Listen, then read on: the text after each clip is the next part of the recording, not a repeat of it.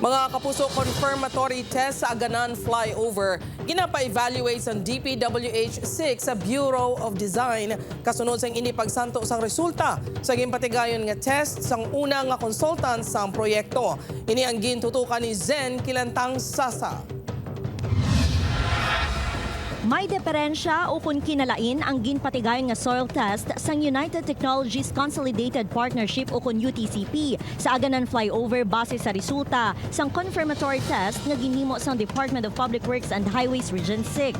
Sunod sa DPWH-6 bangod malapit ang Aganan Flyover sa kontrobersyal nga ungka flyover. Ginpakamaayos sang ahensya nga ipaidalom ini sa confirmatory test kag nagwa nga lain ang basis kag design sang consultant. Gani ginapa-evaluate na nila ini sa Bureau of Design sa DPWH Central Office. Bangod tubtub subong, wala sa gihapon nagasabat ang UTCP. The confirmatory test differ sa iya sang UTCP nga data for the design. Amo nang ginapa-review naton. Nag-request na ang DPWH-6 ang pondo agud maka-hire sang third-party consultant nga mag-imbestigar sa ginatindugan sang Aganan Flyover. Sa subong, ginahulat na lang nga mapainan ini sang budget.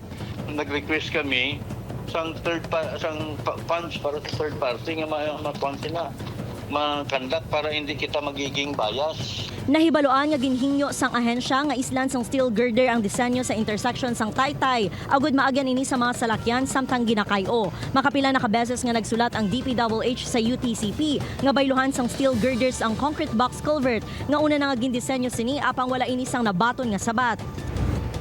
Samtang tuman pa kanubo ang nalabot nga porsyento sa pagkayo sang ungka flyover. Base sa report sang DPWH-6 sa Iloilo City Council, as of January 31, yara pa lang sa 1.49% sang kabugusan nga plano ang nahimo sa Phase 1 sang retrofitting.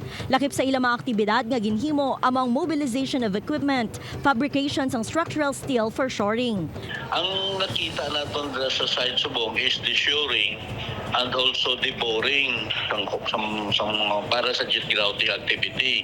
So ang jet grouting naton comprises of a big percentage para sa performance. Nagsugod ang jet grouting subong adlaw, diri na ginalauman nga mangin madasig na ang pagtrabaho sa flyover. Nagpasiguro man si Oropel nga wala sang pagpasirado nga matabo sa flyover sa Phase 1 sang pagkayos sini. Upod kay Marvin Lauderes, Zen Kilantang Sasa, One Western Visayas.